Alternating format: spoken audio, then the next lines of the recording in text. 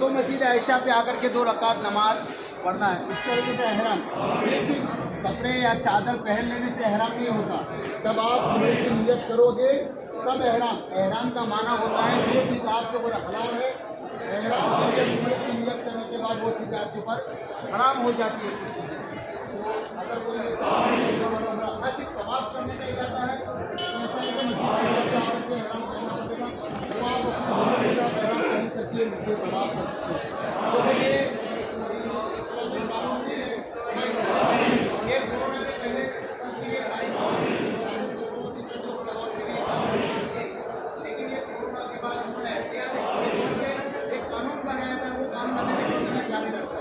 تو اگر آپ سادے کپڑوں میں طواف کرنا چاہتے ہیں آپ کا دل چاہے تو.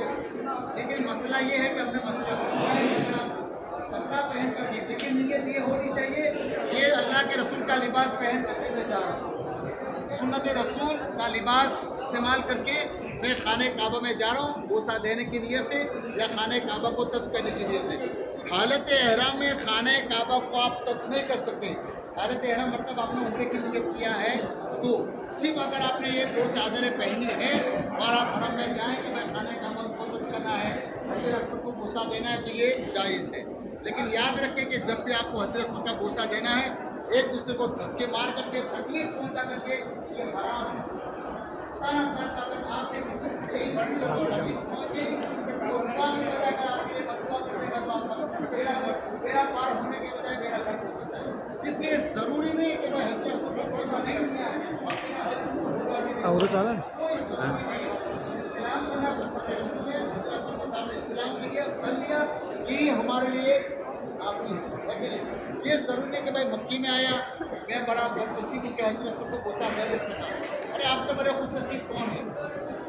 آپ سے بڑے خوش نصیب یہاں پہ کون ہوگا؟ اس لیے ضروری نہیں کہ حضرت رسول کو بوسہ دینا ہی پڑے گا یا دینے کے لیے لوگوں کو دھکے مار کر کے تکلیف پہنچا کر کے یہ ہرگز جائز نہیں. ان چیزوں کا خیال رکھنا.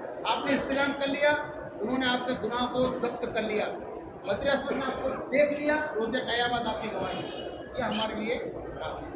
اب جو لوگ اپنے طریقے سے نیت کرنا چاہتے ہیں مرحوم کے نام سے یا صبح کے نام سے اپنے دل میں ارادہ کر لیں. بسم اللہ الرحمن الرحیم. بسم اللہ الرحمن الرحیم.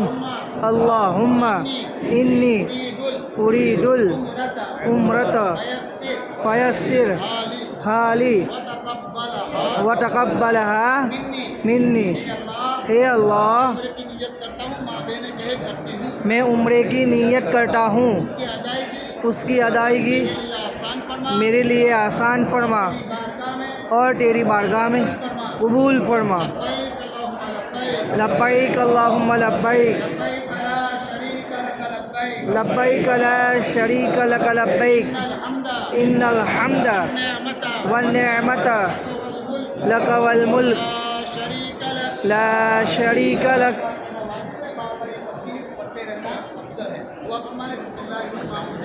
اللهم صل على سيدنا وسيدنا وحبيبنا مولانا محمد وبارك وسلم صلاة وسلام عليك يا رسول الله صلی اللہ تعالیٰ علیہ وسلم. ربنا آتنا في الدنيا حسنة وفي الآخرة حسنة وقنا عذاب النار.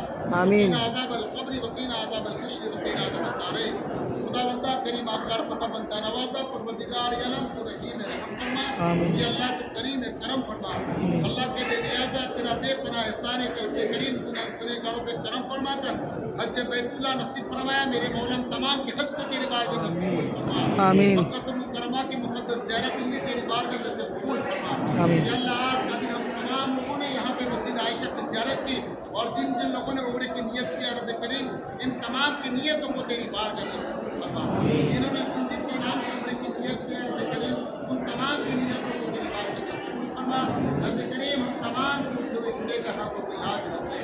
یا اللہ تمام کے صغیرہ کبیرہ گناہوں کو معاف فرما. آمین. یا اللہ آئندہ زندگی نیک عمل پر گزارنے کی توفیق عطا فرما. یا اللہ گناہوں سے نفرت نیکیوں سے محبت عطا فرما.